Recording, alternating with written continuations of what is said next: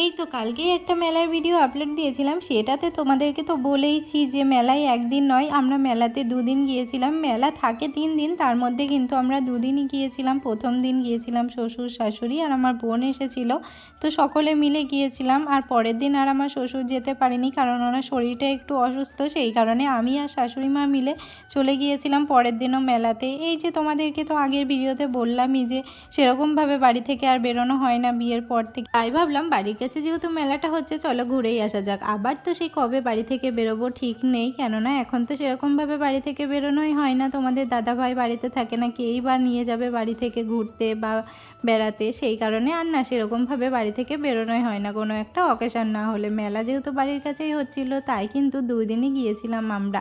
আর আমাদের টিমে কিন্তু আরও কয়েকজন ছিল, কিন্তু তারা যেহেতু ভিডিওতে আসতে পছন্দ করে না, তাদেরকে আর ভিডিওতে নিই। আর আগের দিন এসে আমরা কিন্তু মেলাটা বেশ ভালোভাবেই ঘুরে নিয়েছিলাম, আর দেখার মতো কিছুই বাকি ছিল না। আমার কয়েকটা জিনিস কেনার ছিল, সেগুলোই মেলাতে ঘুরে ঘুরে কিনে নিচ্ছিলাম। প্রথমেই তো চলে গিয়েছিলাম একটা ক্লিপের দোকানে, ওখানে না অনেক কম দামে সুন্দর সুন্দর ক্লিপ দিচ্ছিল। তো তোমরা তো দেখলেই মেলাতে আসতে না আসতেই আমি চলে গিয়েছিলাম ক্লিপের দোকানে, আর ক্লিপের দোকান থেকে কয়েকটা ক্লিপ নিয়েছিলাম। আর আমরা যদি না একটা জিনিসও কিনি, আমাদের শাশুড়ি বৌমা দুজনেরই হয়ে যায়, কারণ বাড়িতে তো আমরা একাই রয়েছি, শুধুমাত্র মেয়ে মানুষ বলতে, সেই কারণে আর এক্সট্রা কিছু নিই না। একটা করে জিনিস নিলে যেহেতু দুজনের হয়ে যায়, তাই আর এক্সট্রা কিছু নিই না, একটা করে নিয়েই দুজন মিলেই ইউজ করি। আর দেখো মেলায় গিয়ে আমার তো এগরোল খাওয়াটা কম্পালসারি, কারণ আমার এগরোল খেতে এতটাই ভালো লাগে। আজকের এগরোলটা কিন্তু আমার একটা ননদ খাইয়েছিল।